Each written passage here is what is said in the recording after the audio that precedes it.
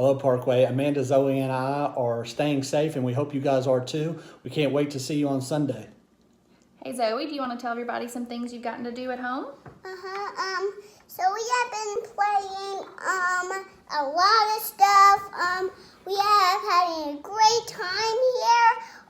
We have just missed you and a great time here. We have been watching shows and movies, and we have just had a great time here. We have had playing games. We have playing dress up, a lot of stuff, and we are playing Tent today and Toy Story. We have had a lot of fun getting to play things together and have some extra family time, but like many of you, there's also been a lot of challenges. We have family and friends that we miss terribly and can't wait to be able to be with again. So whether this week has been a great one for you or has been especially challenging, we're so glad that you have chosen to join with Parkway this morning to worship, and we're thankful for this opportunity for our family to worship with yours.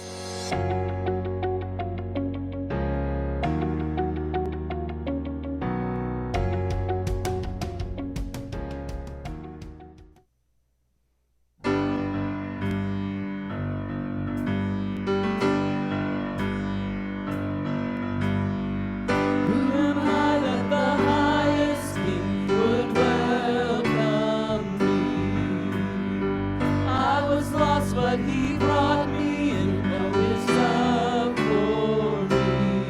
Oh, his love for me. The sun sets free. Oh, it's free indeed. I'm a child of God. Yes, I am. Realize he has ransomed me. His grace runs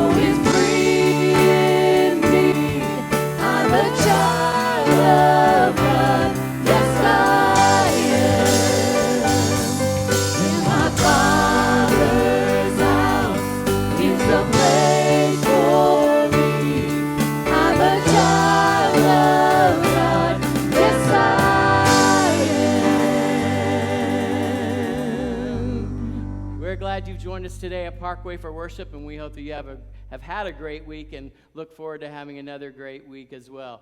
In our scripture today, Psalm 55:22, it says, "Cast your cares on the Lord, for he will sustain you." As we sing this next hymn, I hope that you'll remember all the ways that God has been faithful to you this week.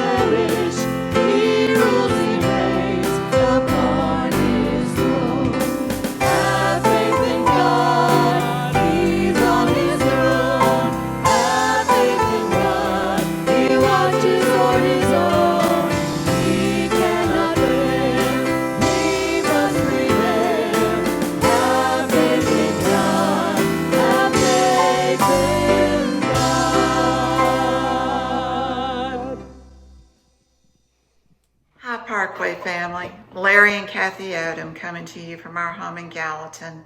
We are missing every one of you and hope that we'll have a time that we'll be able to be back together again. I am going to read to you this morning a scripture I came across during this time that we've been at home that really spoke to me. It's Jeremiah 17:7-8. Blessed is the man who trusts in the Lord and whose hope is the Lord. For he shall be like a tree planted by the waters, which spreads out its roots by the river and will not fear when heat comes.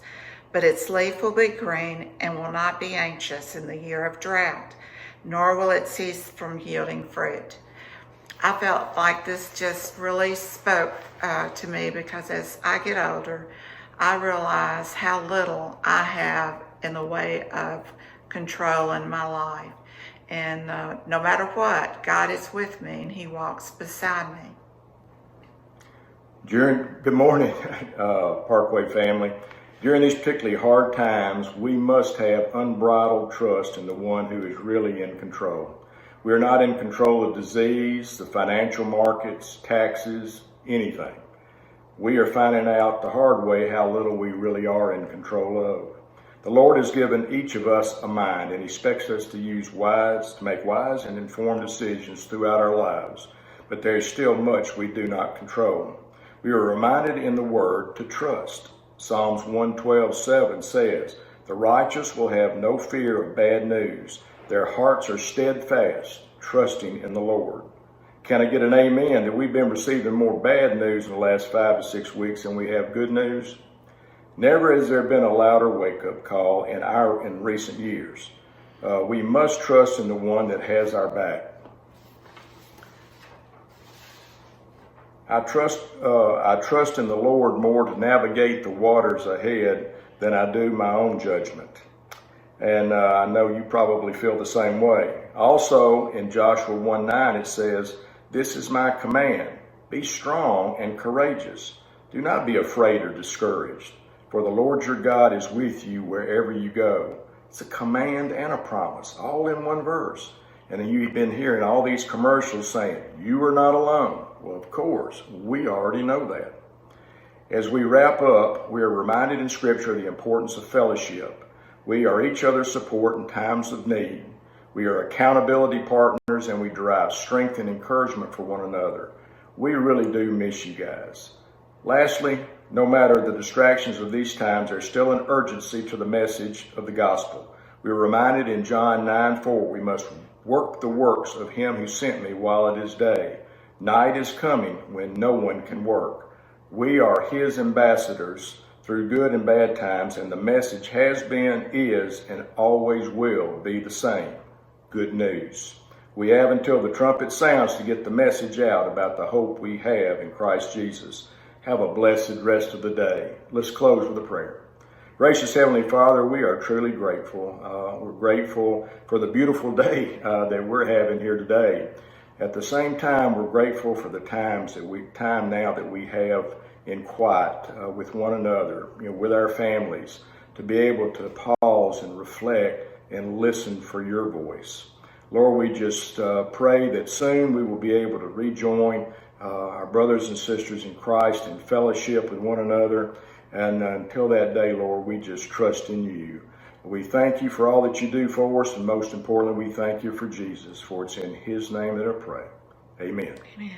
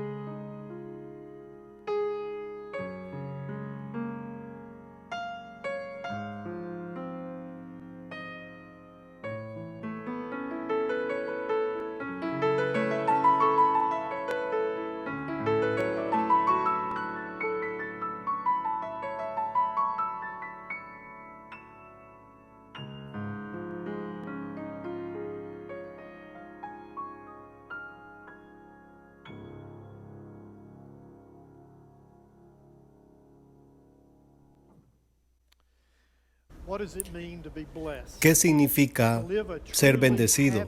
¿Vivir una vida verdaderamente feliz, con gozo y satisfechos? Jesús nos enseña el camino para esa clase de vida. En las primeras declaraciones del mejor mensaje que Él predicó, y nosotros lo conocemos como el Sermón del Monte, llamamos a estas declaraciones las bienaventuranzas.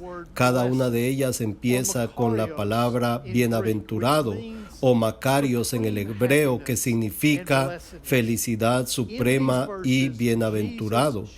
En estos versículos Jesús nos enseña el camino hacia una vida verdaderamente bendecida. Hoy vamos a ver a la primera de estas bienaventuranzas, que es la fundación para todas las que siguen. La encontramos en Mateo capítulo 5 versículo 3, y espero que tengan una Biblia cerca. Y mientras vemos a este versículo hoy, quiero pedirles que hagan lo que yo les pido cuando están presentes aquí en el santuario, y eso es que por un momento se pongan de pie donde quiera que se encuentren para honrar la lectura de la palabra de Dios. En Mateo capítulo 5, versículo 3, leemos estas palabras: Bienaventurados los pobres en espíritu, porque de ellos es el reino de los cielos. Digan eso conmigo en voz alta donde quiera que se encuentren: Bienaventurados los pobres en espíritu, porque de ellos es el reino de los cielos. Esta es la palabra de Dios para la gente de Dios. Escúchenla, créanla, pero lo más importante, vivan sus verdades en su vida. Pueden sentarse. Cuando yo estaba en la universidad en los años 70, uno de los escándalos políticos más grandes en nuestro país sucedió. Lo conocemos como Watergate. Un escándalo que al final docenas de personas terminaron en prisión por sus crímenes. Un escándalo que terminaría con la renuncia del presidente de los Estados Unidos, Richard Nixon, y él terminó su mandato en desgracia. Una de las figuras principales fue un hombre llamado Charles Colson. La revista Time Magazine lo declara como fuerte, deshonesto, ferozmente leal a Richard Nixon. Él se conocía como el leñador de la Casa Blanca, un hombre que era temido por la gente poderosa de Washington en sus 4 años de servicio al presidente Nixon. Lo único que sabemos de su vida religiosa en ese tiempo simplemente es que él estaba enrolado en la iglesia episcopal, una iglesia que él muy poco visitaba. Pero durante el escándalo de Watergate, Colson, su vida cambió de un momento para otro. Él renunció como el consejero especial al presidente Nixon y él empezó con sus prácticas de leyes antes del juicio. Durante este tiempo, él se encontró con Tom Phillips, el presidente de una gran compañía que era una de las compañías que daba más empleo a gente en Nueva Inglaterra. Algo le había pasado a Tom desde que se habían visto por última vez, y él quería decirle a Colson acerca de eso. Así que una noche, mientras él estaba de camino a unas vacaciones, él decidió pasar por la casa de Phillips para sentarse y hablar con él acerca de lo que había pasado en su vida. Cuando él llegó, Tom le compartió cómo él había entregado su vida a Cristo y lo retó para que hiciera lo mismo. En su libro, Nacido de Nuevo, Charles Colson describe la noche que él tuvo esa conversación con Tom Phillips. Él escribe: yo sabía que Tom era un cristiano y parecía que era diferente. Yo quería preguntarle y escuchar lo que le había sucedido. Tom me contó que aunque él parecía que tenía todo por fuera en cuanto a su familia, su carrera y sus posesiones, había un gran vacío en su vida. Él compartió cómo él estaba en un viaje de negocios en Nueva York y se dio cuenta que Billy Graham estaba teniendo una cruzada en Madison Square Garden. Él decidió ir al servicio y en ese servicio él encontró lo que no tenía en su vida, una relación personal con Dios. En humildad, él le pidió a Dios que le perdonara sus pecados y le pidió a Cristo que viniera a su corazón. Y él dice que su vacío inmediatamente fue lleno con la presencia, la paz y el poder de Cristo en su vida. Esa noche, Tom leyó partes de un libro de C.S. Lewis llamado Mero Cristianismo, que se enfoca en el gran pecado del orgullo. Dice que eso le golpeó muy fuerte porque el orgullo que él tenía estaba llevándolo a que su mundo se derrumbara dentro de él. Mientras Tom le decía acerca de Jesús, escuchó atentamente y le dijo que él lo había movido mucho, pero que no estaba listo para hacer ese compromiso. Le dijo que él tenía que estar seguro, que tenía que aprender más, que tenía que llenar todas sus reservaciones. Tom dijo que él entendía y le ofreció orar. Y mientras lo hizo, era como algo que nunca había escuchado antes. Es como que si Tom estaba hablando directa y personalmente con Dios, como si Dios estaba allí mismo en ese lugar. Estaba abrumado. Cuando yo fui a mi carro esa noche, yo traté de manejar, pero no podía. Ahí estaba yo, alguien que había sido un marino y un hombre fuerte de la Casa Blanca, y aquí estaba llorando como un niño. Así que clamé a Dios de la mejor manera como yo podía. No sabía qué decir, solamente sabía que necesitaba a Cristo en mi vida. Y yo dije, Dios, yo no soy mucho de lo más que soy ahora, pero de alguna manera en este momento quiero darme a mí mismo a ti. Él dijo, yo no sabía qué decir, así que solamente repetí las palabras una y otra vez, tómame, tómame, tómame. Todos sabemos que Dios verdaderamente tomó su vida porque Él nació de nuevo esa noche, y Él después, aún con todas las cosas en su vida y el escándalo que había pasado, Él fue un seguidor dinámico de Cristo, impactando millones de personas en el mundo para Dios. El punto que yo quiero que ustedes entiendan al contar esta historia es que la vida de Colson empezó a cambiar cuando él se encontraba al final del camino. Allí Jesús está diciendo eso en las bienaventuranzas. Hay una versión que lo dice de esta manera: eres bendecido cuando estás al final del camino, porque con menos de ti hay más de Dios y su reino en tu vida. Es sorprendente que la felicidad empieza no cuando creemos en nosotros mismos, no cuando nos admiramos a nosotros mismos, no cuando nos sentimos orgullosos de nosotros mismos. La felicidad empieza cuando reconocemos que somos débiles, que no podemos ayudarnos, que no tenemos esperanza por nosotros mismos. El mundo dice que el cristianismo es como una muleta para gente débil que no se puede ayudar a sí mismo. Y tal vez tú te preguntas, ¿es verdad eso? Yo les quiero decir a ustedes que verdaderamente así es. Eso es exactamente lo que es el cristianismo. Es para gente débil que no pueden ayudarse a sí mismos, pero se dan cuenta que no tienen otro lugar a donde ir sino solamente a Dios. Y eso es lo que esta primera bienaventuranza nos enseña. Jesús dice, bienaventurados los pobres en espíritu, porque de ellos es el reino de los cielos. Ser pobre en espíritu, creo que son 5 cosas que quiero compartir con ustedes rápidamente esta mañana. En primer lugar, ser pobre en espíritu significa tener una comprensión correcta. A través de la historia, la gente ha malinterpretado lo que Jesús dijo cuando Él habla acerca de ser pobre en espíritu. Él no se está refiriendo al a la pobreza material. Él no está hablando de la falsa humildad o ser inferior. No es la idea de que simplemente nos lamentemos acerca de nosotros mismos. No, el término pobre en espíritu significa estar en bancarrota espiritual. La palabra pobre aquí en griego es topas, lo que significa encogerse.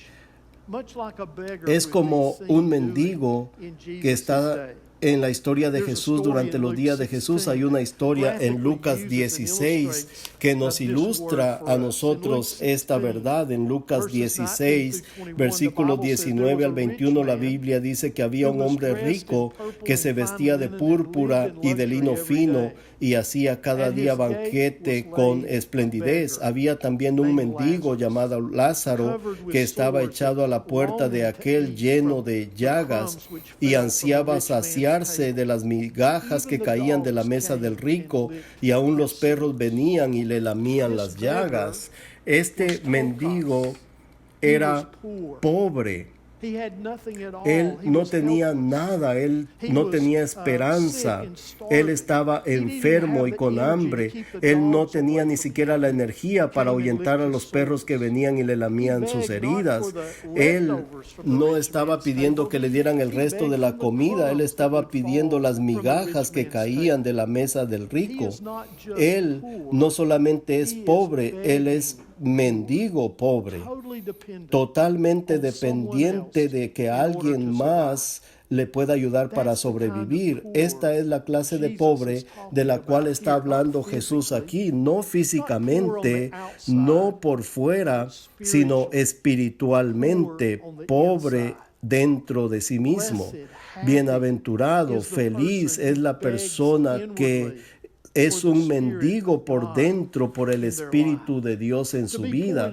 Ser pobre en espíritu significa es estar al final de ti mismo, es haber acabado con todos los recursos, de estar completamente vacío de cualquier cosa que nosotros dependemos de ello, es estar al final del camino. Porque solamente cuando nosotros llegamos a ese punto en nuestras vidas es cuando nosotros verdaderamente llegamos al final del camino.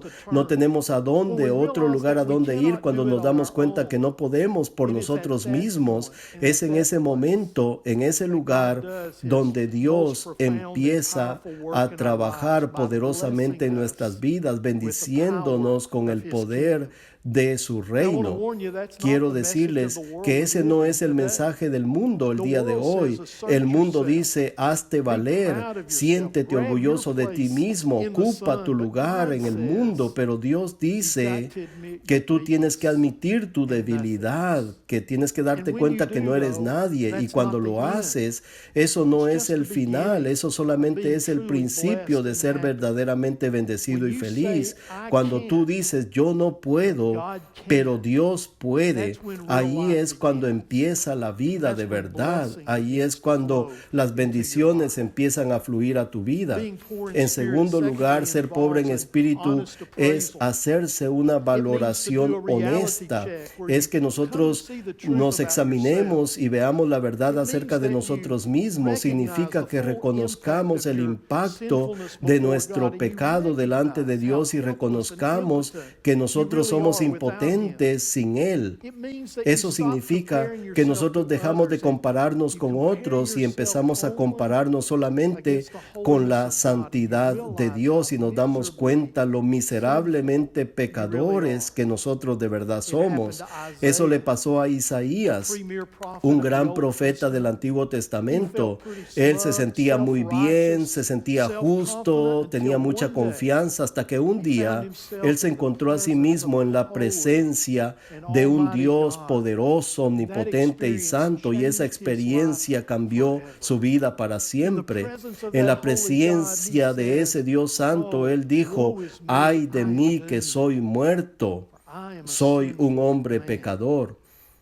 Cuando Isaías se vio a sí mismo como era de verdad, lo llevó a él mismo para que se diera cuenta que estaba arruinado y que necesitaba el perdón y la limpieza, y fue en ese punto cuando Dios tocó su vida y empezó a usarlo de una manera especial. Si nosotros vamos a ser pobres en espíritu, de la misma manera tiene que suceder con nosotros. Necesitamos vernos a nosotros mismos honestamente y ver lo que de verdad somos y cómo somos de verdad, no lo que pretendemos ser, no lo que otros ven en nosotros, sino como nosotros nos vemos así a nosotros mismos, como somos delante de un Dios santo. Y la verdad es que nosotros no nos podemos ayudar, no tenemos poder, somos pecadores, estamos en bancarrota espiritual, en necesidad de un Salvador. Nosotros debemos ver la seriedad de nuestro pecado y la enormidad del peso de nuestro pecado, y eso nos separa a nosotros de Dios. El hecho de que nos condena, el hecho de que eso hace que el corazón de Dios se entristezca, no solamente nuestros grandes pecados, sino los pequeños también, no solamente los pecados visibles, sino también los ocultos. Todos nuestros pecados señalan al hecho de que nosotros estamos separados. Todos necesitamos arrepentirnos y cambiar la dirección de nuestra vida. Yo no sé acerca de ustedes esta mañana, pero yo creo que nosotros no estamos bien, que no somos aceptables, que no estamos bien. Debemos darnos cuenta de que nosotros somos pobres en espíritu y reconocer que nosotros necesitamos a Jesús. En tercer lugar, ser pobre en espíritu significa una desesperación absoluta. Significa que cuando nosotros reconocemos este gran peso del pecado en nuestra vida, no tenemos otro lugar a donde ir sino a Dios. Es como una persona que se está ahogando y toda su fuerza se ha terminado, ya no puede seguir peleando por su vida y sabe que la única esperanza para sobrevivir es que alguien venga y lo rescate, porque sabes de que no puedes salvarte a ti mismo. Es tener la actitud del fariseo y el publicano en la parábola de Jesús de Lucas 19. ¿Saben esta historia? Había un fariseo y un publicano que fueron al templo a orar.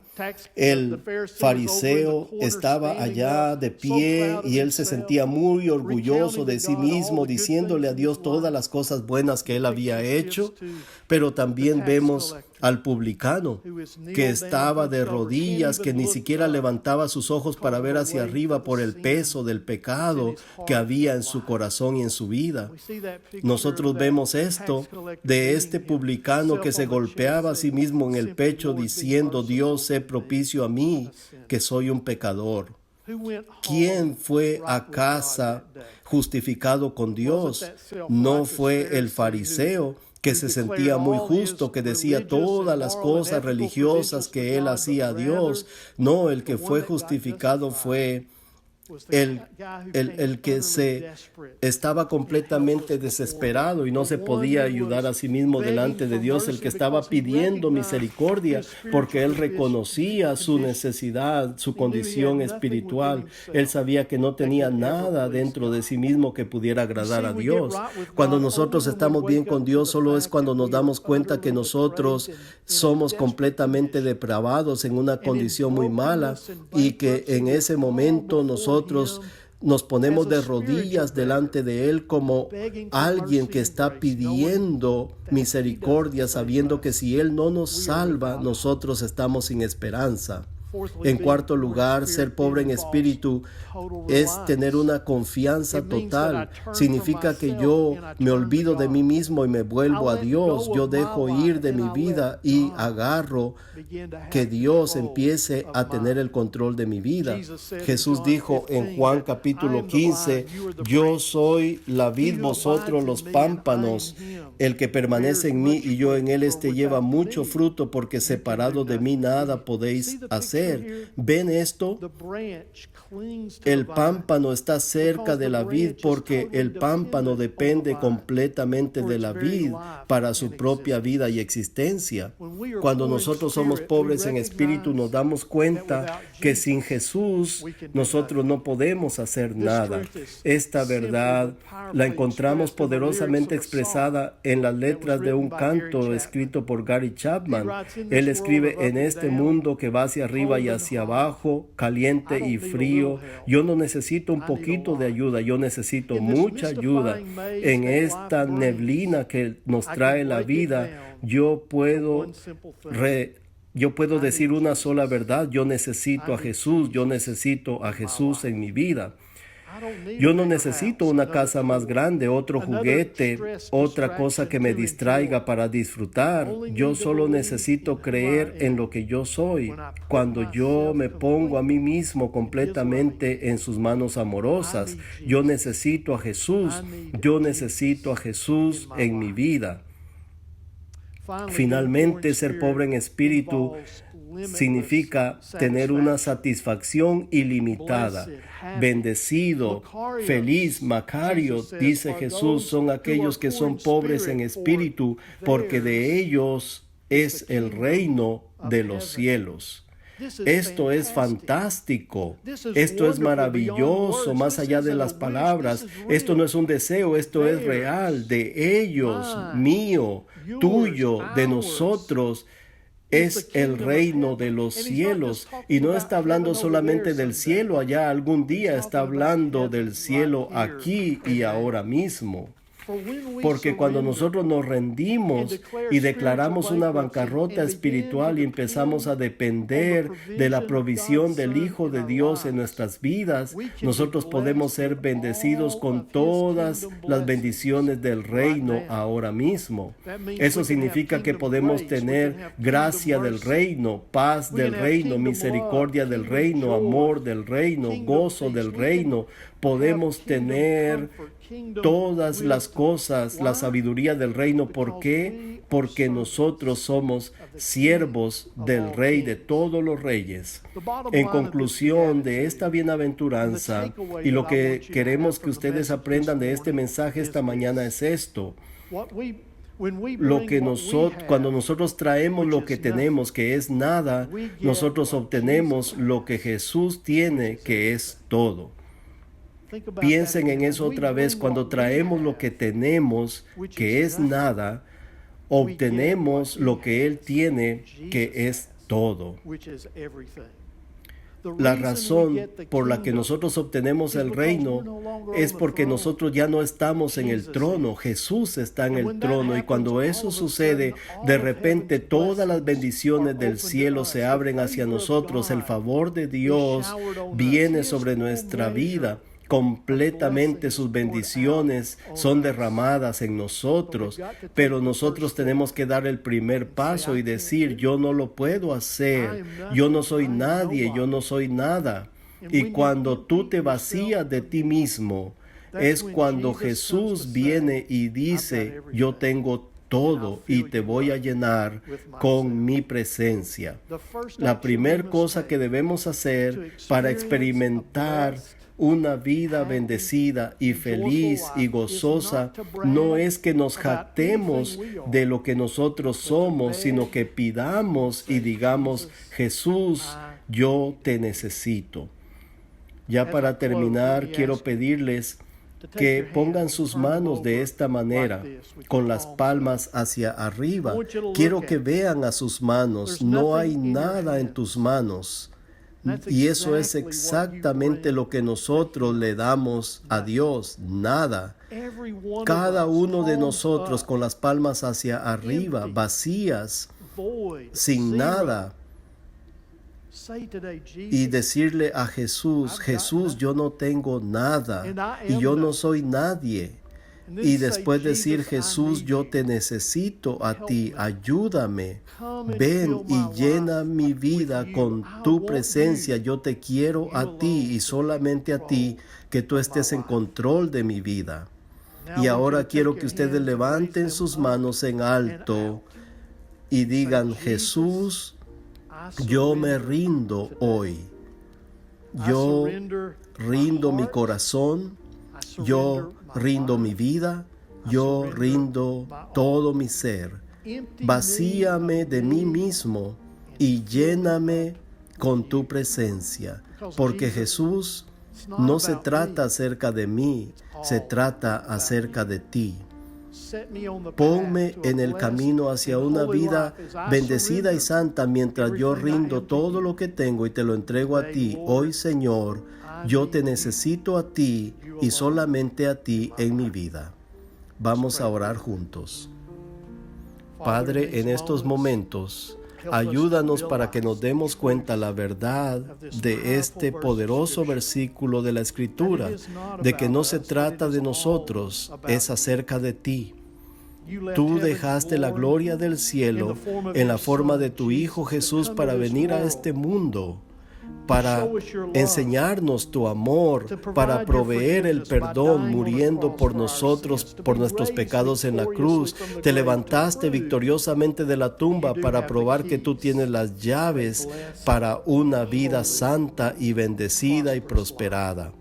Ayúdanos a que recordemos y que reconozcamos que todo empieza cuando nosotros venimos a ti con nada en nuestras manos y te pedimos a ti que vengas y llenes todo y seas todo para nosotros. Ayúdanos hoy, donde quiera que nos encontremos en nuestra vida, para decir: Señor, yo te necesito a ti, te necesito ahora mismo.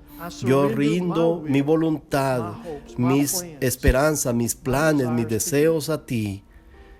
Yo me vacío de mí mismo y te pido que me llenes de ti. Ayúdame desde este punto en adelante para ser pobre en espíritu, completamente depender de tu gracia y de tu misericordia. Esa es la llave para caminar contigo, para tener una vida bendecida. Habla mi corazón, habla nuestros corazones, Jesús, y podamos decir: Señor, te necesito. Es en su nombre que he orado. Amén.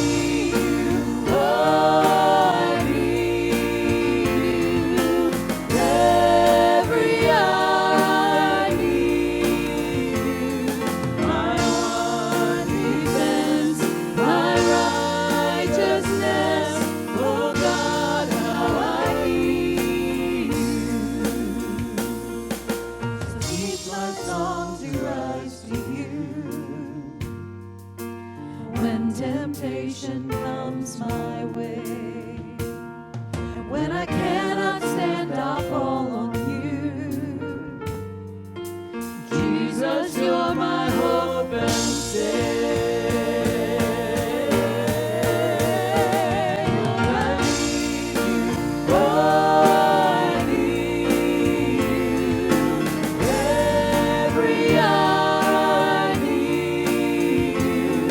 My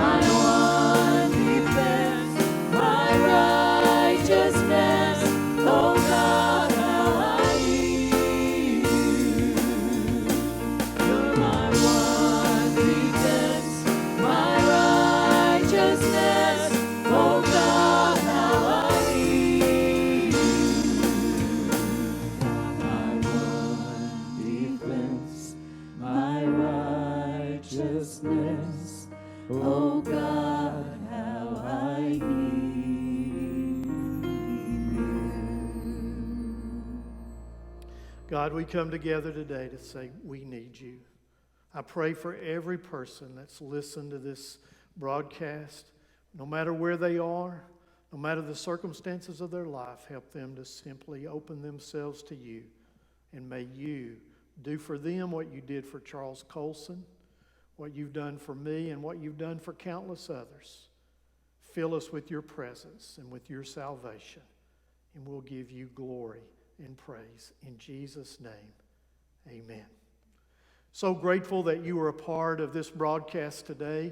And as we close this service, if there is a commitment or decision that you've made for the Lord and you would like to talk to somebody about that, we hope that you will contact us here at Parkway. You can visit us on our website, parkwaybc.net. You can call our church office. You can communicate on Facebook with a comment. It'll be our pleasure to try to talk with you and help you in your walk with the Lord. As we begin to look toward a brand new week, let's dedicate this week to our great God. Let's make it count for Him and whatever opportunities He provides us with. Kids, I want to remind you that you still have this week to work on your happy surprise, where you're going to surprise someone with an act of kindness. And we want you to communicate that to us. Send that information in to Alan so that next Sunday we can rejoice and see some of the examples of what you've done as children to make a difference in other people's lives.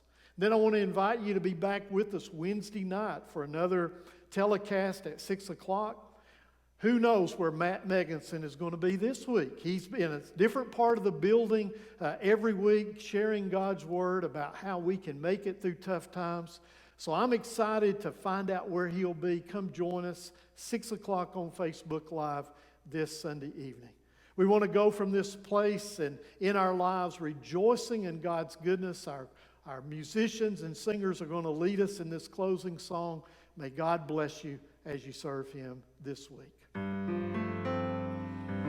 us one, Lord, make us one. Holy Spirit, make us one. Let your love flow so the world will know we are one in you. God bless you. Have a great week.